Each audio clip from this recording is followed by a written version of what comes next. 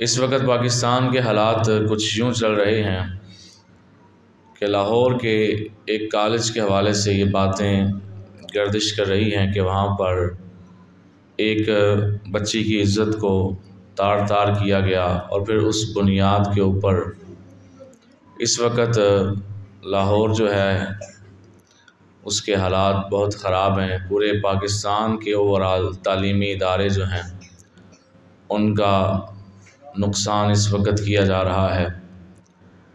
اس سب کے اندر قصوروار صرف وہی بندہ نہیں جس نے کسی بچی کی عزت کو خراب کیا، بلکہ معاشرتی طور پر ہمارا میڈیا اور ہم وہ لوگ جو کسی بھی خبر کو سنتے ہیں تو اس کو آگے ایسے ہی پھیلا دیتے ہیں۔ کہیں نہ کہیں ہمارا اس میں بڑا ہاتھ ہے۔ آغاز میں پہلے یہ بات عرض کرنا چاہوں گا کہ اسلام تو وہ مذہب ہے جو اپنے ماننے والی بیٹیاں تو بیٹیاں رہیں، وہ تو کافروں کی بیٹیوں کی عزتوں کا بھی حفاظت کرنے کا حکم دیتا ہے۔ تیرے اور میرے نبی علیہ السلام کے پاس حضرت عدی بن حاتم کی بہن حاتم تائی، جس کا نام بڑا مشہور ہے، حاتم تائی کی بیٹی قید ہو کے آئی سرکار کے پاس، برہنہ سر تھی، سر ننگا تھا۔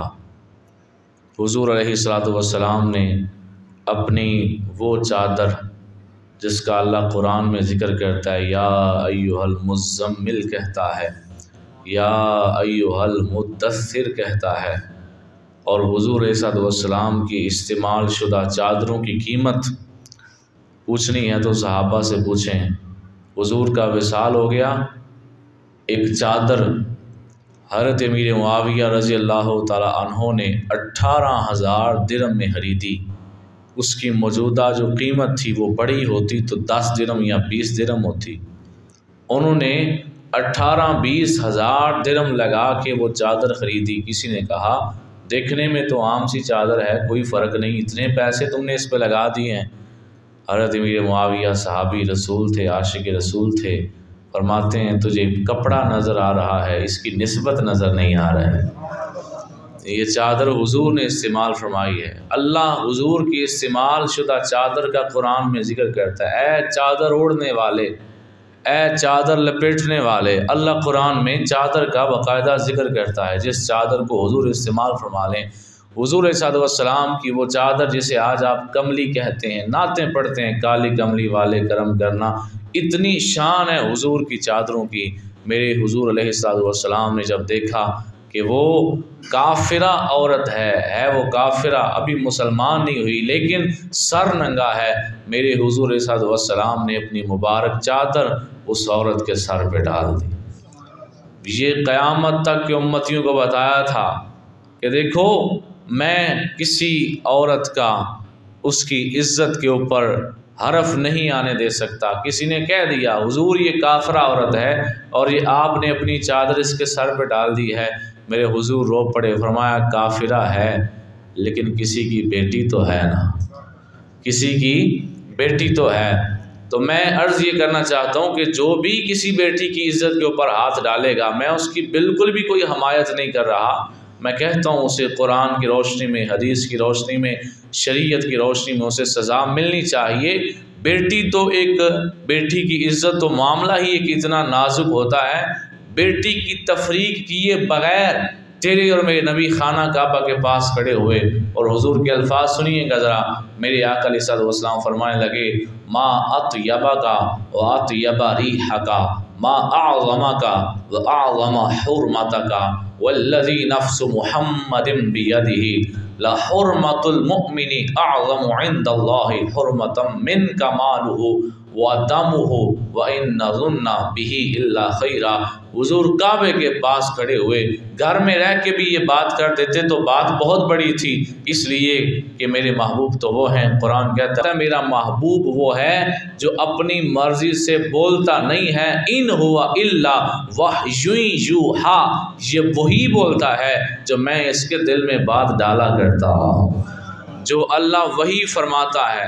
اللہ کے نبی وہی بات ارشاد فرماتے ہیں، حضور اپنی مرضی سے بولتے نہیں ہیں، حضور گھر میں بیٹھ کے بھی یہ بات کر دیتے، بات پھر بھی بڑی تھی، لیکن حضور کعبے کے پاس کھڑے ہوئے فرمانے لگے اے کعبہ تو کتنا ہی پاکیزہ ہے اور تیری ہوا کتنی پاکیزہ ہے۔ آج ترستے ہیں ہم خانے کعبے کی ہوا لینے کے لیے، وہاں جانے کے لیے۔ حضور فرماتے ہیں کعبہ تو کتنا پاکیزہ ہے، تیری ہوا کتنی پاکیزہ ہے، تو کتنا عظمت والا ہے، تیری کتنی عظیم شان ہے، لیکن قسم ہے اس ذات کی جس کے قبضے میں محمد صلی اللہ علیہ وسلم کی جان ہے۔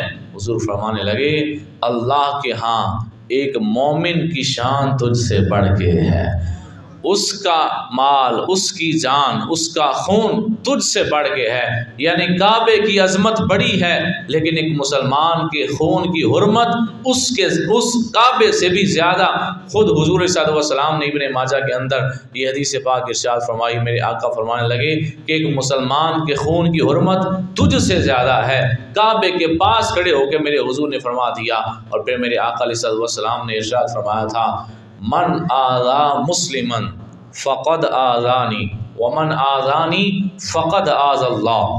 جس نے کسی مسلمان کو تکلیف پہنچائی، اگلے کا قصور نہیں تھا، اس نے بلا وجہ سے تکلیف پہنچائی۔ من آذا مسلمن، جس نے کسی مسلمان کو تکلیف پہنچائی، فقد آذانی، اور آپ فرماتے ہیں پس یعنی شک والی گل کو نہیں سوچیو نا، بات سوچنا نہ لابو کہ اے دا مطلب ہے یہ کہ کوئی اور ہے نا، فقد کا لفظ بولا حضور نے، پس تحقیق شک والی گلی کوئی نہیں، آزانی، اس نے مجھے تکلیف پہنچائی۔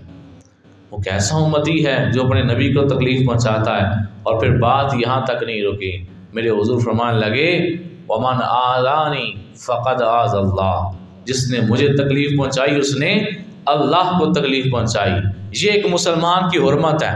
اتنا آسان نہیں ہے کسی مسلمان کا جب دل کرے اس کا خون کر دو، اس کا مال چھین لو، اس کی بیٹی کی عزت کو تار تار کر دو، یہ ایک مسلمان کی حرمت ہے۔ اللہ کے نبی فرماتے ہیں جنہیں انہوں نے تکلیف پہنچائی انہیں منوں پہنچائی، اور جب حضور کو تکلیف پہنچا دی کس منہ سے قیامت کے دن کہے گا حضور میں آپ کا امتی ہوں، مجھے جنت میں لے جائیں، میری شفاعت کریں۔ حضور آگے سے اگر اتنا ہی فرما دیں تو ساری زندگی مجھے اذیت دیتا رہا، وہ کہے گا میں نے آپ کو کچھ نہیں کہا تھا۔ حضور فرمائیں گے مجھے کچھ نہیں کہا تھا، میرے امتیوں کے اوپر تو ظلم کیا تھا نا، جو ان کے اوپر تو ڈکٹیٹر بنا رہا، ان کی عزتوں کو تار تار کرتا رہا، وہ تکلیفیں انہیں نہیں ہوئیں، وہ تکلیفیں مجھے ہوئیں۔ ومن آذانی فقد آذ اللہ، اور جس نے مجھے تکلیف پہنچائی اس نے اللہ کو تکلیف پہنچائی۔ میرے حضور علیہ السلام نے یہ مسلمان کی حرمت کو بیان کیا ہے۔ ابا ذی وقار، یہ جو میں نے آپ کے سامنے دو آیات پیش کی ہیں، ان میں نے ابھی بیٹی کا علیحدہ سے تو ذکر ہی نہیں کیا کہ بیٹی کی عزت کے حوالے سے حضور نے کیا فرمایا۔ یہ تو اوورآل ایک مسلمان کی بات ہو رہی ہے، تو جب ایک مسلمان چاہے وہ مرد ہی ہو اسے تکلیف پہنچانا اتنا بڑا جرم ہے کہ حضور فرماتے ہیں وہ مجھے تکلیف دے رہا ہے، جو اس کی عزت لوٹے گا، اس کا مال لوٹے گا، اس کی جان لوٹے گا، اسے قتل کرے گا، اسے تکلیف پہنچائے گا، وہ دراصل مجھے پہنچا رہا ہے۔ تو میرے بھائیوں، جس وقت اب معاملہ بیٹی کی عزت کے اوپر آ جائے تو پھر تو بات اور آگے بڑھ جاتی ہے۔ میرے آقا صلی اللہ تعالیٰ علیہ وآلہ وسلم کے غلاموں، میں شروع میں یہ بات آپ سے پہلے بھی عرض کی ہے، جس نے عزت لوٹی میں اسے ہرگز کوئی کلین چٹ نہیں دے رہا، لیکن کہیں نہ کہیں ہمارا بڑا قصور ہے۔ پتہ ہے کیوں؟ ہم نے قرآن کی تعلیمات کو بالکل بھلایا ہوا ہے۔ قرآن جو میں نے آیہ کریمہ خطبے کے اندر آپ کے سامنے پیش کی ہے، اس کے اندر اللہ تعالیٰ ارشاد فرماتا ہے، پارہ نمبر 26 ہے اور سورہ حجرات ہے، اس کی آیت نمبر جو ہے وہ 6 ہے۔ اللہ فرماتا ہے یا ایھا الذین آمنوا ان جاءکم فاسق بنبأ فتبینوا ان تصیبوا قوما بجہالۃ فتصبحوا علی ما فعلتم نادمین۔ اے ایمان والو، اگر کوئی فاسق تمہارے پاس کوئی خبر لائے، کون خبر لائے؟ فاسق، تو کیا کرو؟ اللہ فرماتا ہے تو تحقیق کر لو۔ کیا کر لو؟ تحقیق کر لو کہ گل سچی ہے کدھر جھوٹی تو نہیں۔ تحقیق کر لو کہ کہیں کسی قوم کو انجانے میں تکلیف نہ دے بیٹھو، پھر اپنے کیے پر شرمندہ نہ ہونا پڑے۔ اس آیت کا شان نزول یہ ہے، حضور نے ایک صحابی کو بھیجا جن کا نام حضرت ولید تھا۔ بنی مستلق کی طرف کے جاؤ، جا کے ان سے صدقات وصول کر کے لاؤ۔ اب ان کی اسلام قبول کرنے سے پہلے ان کے ساتھ کوئی دشمنی تھی، وہ جب گئے تو انہوں نے ان کا بڑا اچھا استقبال کیا، لیکن ان کے دل میں کہیں نہ کہیں وہ ڈر پیدا ہوا کہ کہیں یہ مجھے قتل ہی نہ کر دیں۔ وہ واپس چلے گئے، جا کر حضور کو کہا حضور وہ تو جو ہے مجھے قتل کرنا چاہتے تھے۔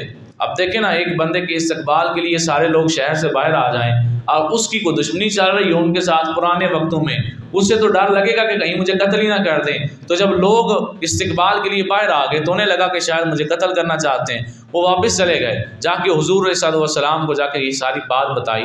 حضور نے یہ نہیں فرمایا کہ چلو ہاں پھڑو لشکر، چلو بھائی تلواراں پھڑ لو، جا کے انہوں کا کنڈا کٹیے، انہوں نے صدقات وصول کرنے واسطے بندہ کہ لیا ہے کہ اپنے صدقات جڑے جمع کیتے جے دیو، یہ کو قتل کرنے لگ پے نا۔ میرے حضور نے کیا کیا، میرے آقا صلی اللہ علیہ وسلم نے بلایا حضرت خالد بن ولید کو اور فرمایا جاؤ خالد جا کے تحقیق کر کے آؤ۔ کیا کر کے آؤ؟ تحقیق کر کے آؤ، جاؤ دیکھ کے آؤ معاملہ کیا تھا۔ پہلا پکا کنفرم گل ہے کہ گل ہے کی ہے ساڑا جو معاملہ کی ہے۔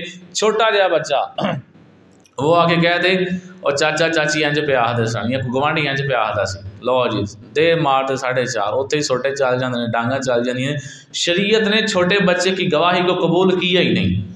بالغ بندے کی گواہی ہوتی ہے شریعت میں، نہ بالغ 10 بھی آ جائیں ان کی گواہی قبول نہیں ہوتی۔ جب شریعت نے بالغ کی گواہی مانی نہیں، یہاں پہ استاد کے خلاف بچہ جا کے شکایت کرتا ہے کہ میرا بازو سوج گیا ہے، مجھے جو ہے وہ ہاتھ کے اوپر ڈنڈا لگا، سچی بات کرنے لگا ہوں، مذاق کی بات نہیں ہے۔ وہ استاد شرمندہ ہوتا ہے جی وہ زیادہ لگ گیا، میری غلطی ہے۔ 3 دن کے بعد پتہ چلتا ہے بچہ آندہ ہے منو اتھا ماہیوں لڑی سی۔ یہ ہمارے معاشرے کا حال ہے۔ میں نے کسی کا نام نہیں لیا لیکن یہ ایک سچی بات میں نے آپ کو بتائی ہے، نام کسی کا بھی نہیں لیا۔ عرض یہ کر رہا ہوں یہ ہمارے معاشرے کا حال ہے کہ چھوٹا سا بچہ کوئی بات کرتا ہے، ہم اس کی بات کے اوپر آگے پورا ایک پلر کھڑا کر لیتے ہیں دشمنی کا کہ ٹھیک ہے انہوں نے یہ بات کی ہے، انہوں نے چھڑنا نہیں۔ دلیل ہمارے پاس کیا ہے؟ وہ چھوٹے بچے نہیں جی جھوٹ بول دے، انہوں دی زبان سے فرشتہ بول دے، کتنے لکھے ہے کیڑی قرآن دی آیت لکھے ہے بچے دی زبان تے فرشتہ بول دے، کتنے لکھے ہے کہ بچے دی زبان تے فرشتہ بول دے، کسی حدیث سے نہیں لکھے ہے، کسی قرآن دی آیت سے نہیں لکھے ہے۔ میں تو حدیث پاک سنانا، میرے آقا فرماندے ہیں جدوں بچہ پیدا ہوندا ہے وہ پیدا ہوندیاں روندا اس واسطے کہ شیطان انہوں ڈرا رہا ہوندا ہے۔ انہوں تے پہلے دن تو شیطان وار کرن لگ پیا، تسی آندے ہو بچہ شیطان دی گل نہیں مان سکدا، بچے دی زبان تے فرشتہ بولدا ہے، پتہ نہیں کتھوں پڑھ لیا، اساں اج تک نہیں پڑھیا، نہ قرآن کدھرے پڑھیا نہ کدھرے حدیث سے پڑھیا کہ بچے دی زبان تے فرشتہ بول رہا ہوتا ہے۔ اس واسطے بچے کی بات پہ اعتبار کر کے دشمنیاں نہ پالا کریں۔ اگر کوئی ایسا ہو بھی جائے تو اگلے سے کم از کم پوچھ تو لینا۔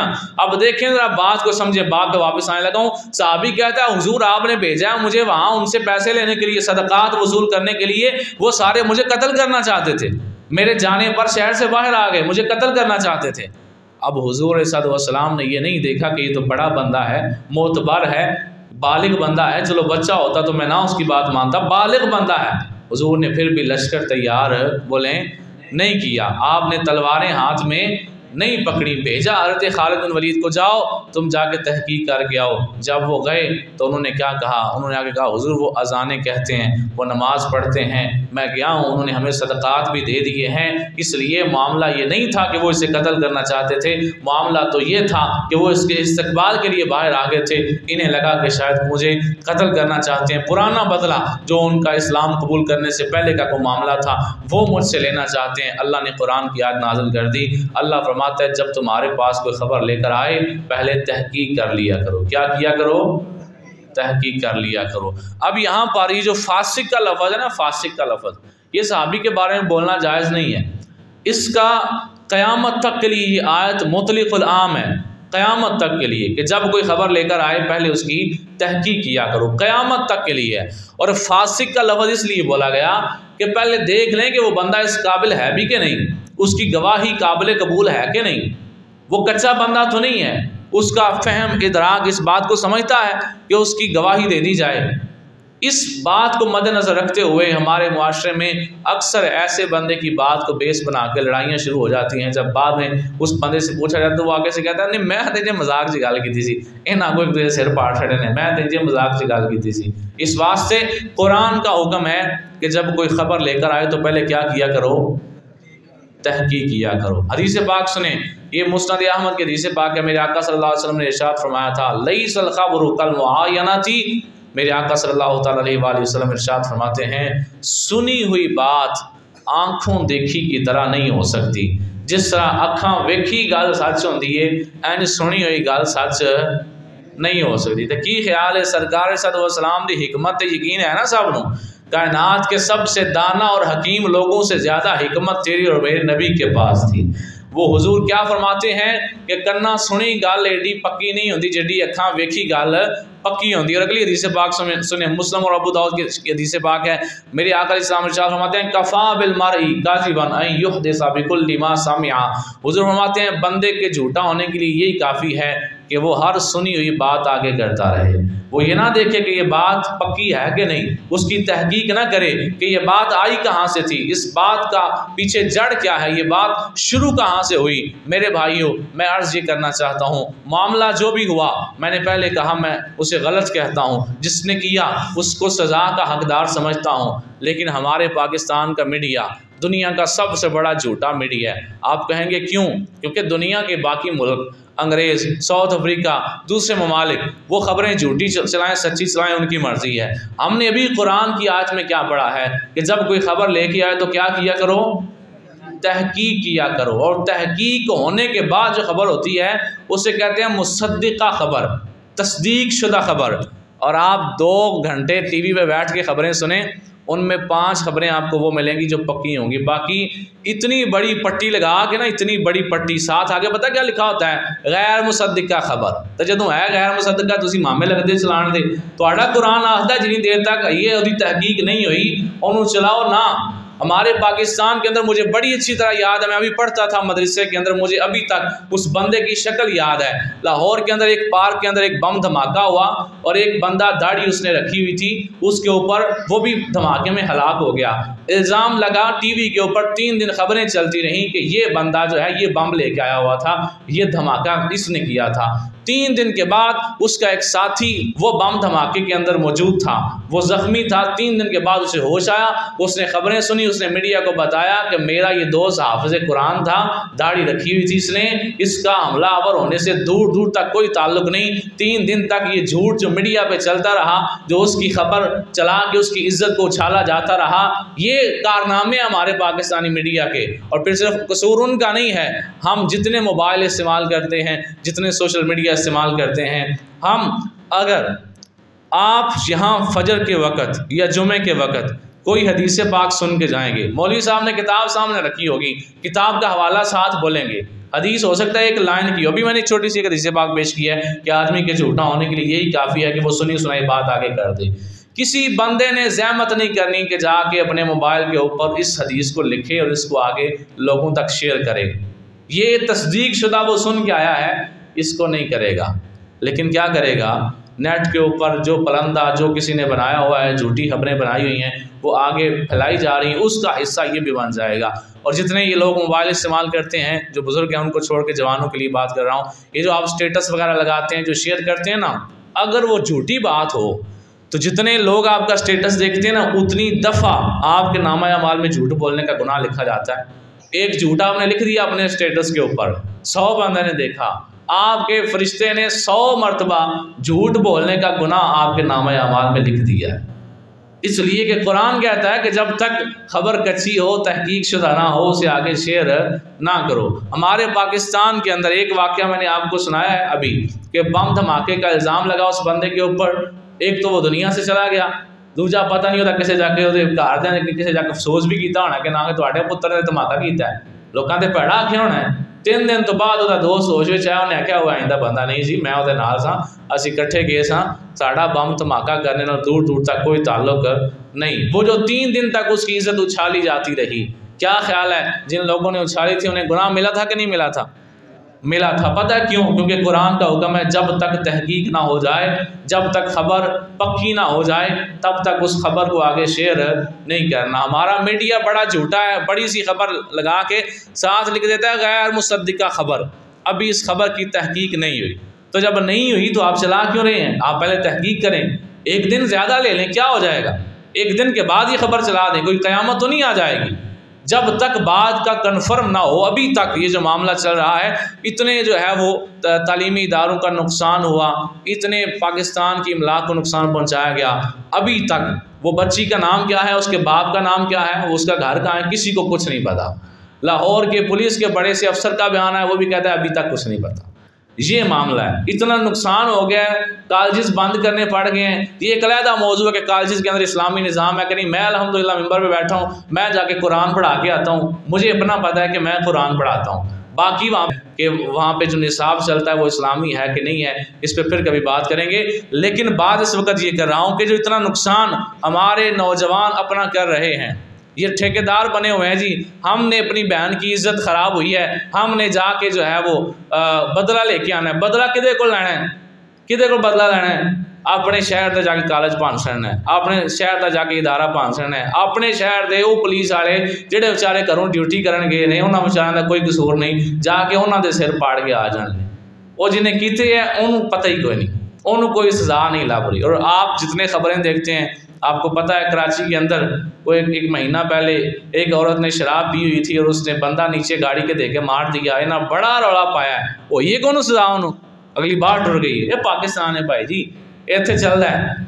تو میں عرض یہ کر رہا ہوں، آپ کسی ایسی خبر کو شیئر کرنے کا حصہ تب تک نہ بنا کریں جب تک کنفرم نہ ہو جائے۔ یہ پاکستان ہے، یہاں ایک مہینے کے بعد جا کے پتہ چلتا ہے کہ اس بندے کا تو قصور ہی نہیں تھا، جسے مار دیا گیا اس کا قصور تو تھا ہی نہیں۔ وہ بم دھماکے کا الزام، پھر اسی طریقے سے مینار پاکستان پر ایک عورت کا معاملہ ہوا، اس نے کہا جی میری انہوں نے عزت لوٹ لی ہے، فلان کیا، دھمکان کیا ہے۔ وہ 15 دن کے بعد جا کے پتہ چلا وہ آپ ہی بد کردار عورت تھی، اپنے یار کے ساتھ گئی ہوئی تھی، ساری حرکتیں اس نے خود کی تھیں۔ یہ سارے معاملات ہمارے پاکستان میں بعد میں پتہ چلتے ہیں۔ اس وجہ سے قرآن کہتا ہے کہ جب تک بات کا کنفرم نہ ہو اس بات کو شیئر نہ کیا کریں، جھوٹ کو پھیلانے کا حصہ نہ بنا کریں۔ میں آج کی یہ جو گفتگو ہے اس کے اندر پہلے حصے کے اندر میں نے ایک بچی کی عزت اور ایک مسلمان کی حرمت اس پہ بات کی ہے کہ کوئی یہ نہ سمجھے کہ شاید انہیں دکھ ہی نہیں، کہ اگر کوئی ایسا معاملہ حقیقت میں ہوا ہے تو انہیں دکھ ہی نہیں، یہ بس خبروں میں بات کر رہے ہیں۔ تو دکھ تو ہے، دکھ کس کو نہیں ہوتا اگر کسی کی بیٹی کے حوالے سے کوئی ایسی بات سنے،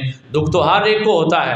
لیکن میں یہ عرض کرنا چاہتا ہوں کہ جتنی خبریں ہم پھیلاتے ہیں، بعد میں وہ ایک بیان آیا ہے جی، وہ سننے میں آیا، بھی کنفرم تو ہر اس کا بھی نہیں ہے، کہ وہ اس عورت کا، اس بچی کا باپ ہے اور وہ کہتا ہے جی ہماری بچی کے ساتھ ایسا کوئی معاملہ ہوا ہی نہیں۔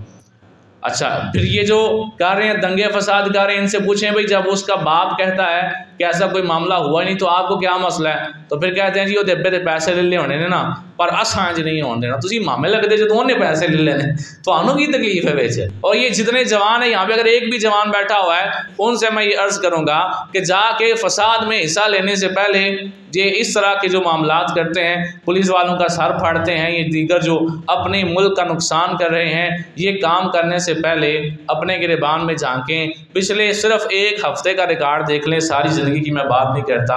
میں نے کالج میں اپنے اسٹوڈنٹس کو بھی یہی کہا کہ آپ پچھلے ایک ہفتے کا ریکارڈ دیکھ لیں، اگر پچھلے ایک ہفتے میں آپ نے کسی کی بیٹی کو غلط نظر سے نہیں دیکھا، آپ نے کسی کی بیٹی کو غلط انداز سے اس سے بات نہیں کی، آپ کی نیت کسی کے اوپر خراب نہیں ہوئی، تو پھر آپ کو حق ہے کہ آپ جا کے آواز دیں۔ اور اگر آپ سارا دن تو دنگا فساد کر کے شام کو آ کے پھر آپ نے کسی کو دیکھنا ہے غلط نظر سے، تو میرے خیال سے پھر وہ فائدہ کوئی نہیں۔ اعلیٰ کہتے ہیں سونا جنگل رات اندھیری، چھائی بدلی کالی ہے، سونے والوں جاگتے رہنا چوروں کی رکھوالی ہے۔ کہ بندہ جا رہا ہے قافلے کے ساتھ جنگل کے اندر، رات پہلے ہی اندھیری ہوتی ہے، جنگل پہلے ہی اندھیرا ہوتا ہے، جنگل میں اندھیرا ہوتا ہے، اوپر سے رات آ گئی، پھر اوپر بدلی بھی کالی چھا گئی۔ وہ کہتے ہیں دھیان نال سمی جاگدا رویں، جڑے اتنے راکھے ہون دے نا حفاظت کرنے والے، سب تو بڑے ڈکیت ہو نہیں۔ سونا جنگل رات اندھیری، چھائی بدلی کالی ہے، سونے والوں جاگتے رہنا چوروں کی رکھوالی ہے۔ احباب ذی وقار،